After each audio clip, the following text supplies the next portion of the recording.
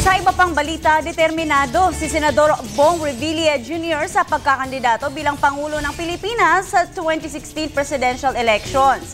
Sinabi ni Revilla na gagayahin niya ang ginawa ni Senator Antonio Trillanes IV noong 2007 elections kung kailan habang nakakulong ito, ang mga supporters nito ang nagpapaliwanag at nangangampanya sa kanyang pagkakandidato. Ayon kay Senator Bong Revilla, nagpasya siya sa pagkakandidatong presidente, bunsod na rin ng panawagan ng kanyang mga supporters. Sa ngayon ay kay Revilla, habang hinihintay ang kanyang arrest warrant, ay mag-iikot na siya sa mga probinsya para ipaliwanag ang kaso niyang kinakaharap. Inamin rin ni Revilla na nakaimpake na ang kanyang mga gamit at kusa siyang susuko pag lumabas na ang arrest warrant para sa kanya.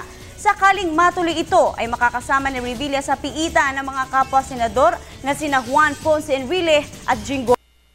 Kaugnay nito ng kinakaharap nilang plunder case o kaso ng pandarambong kaugnay ng 10 billion peso pork barrel scam.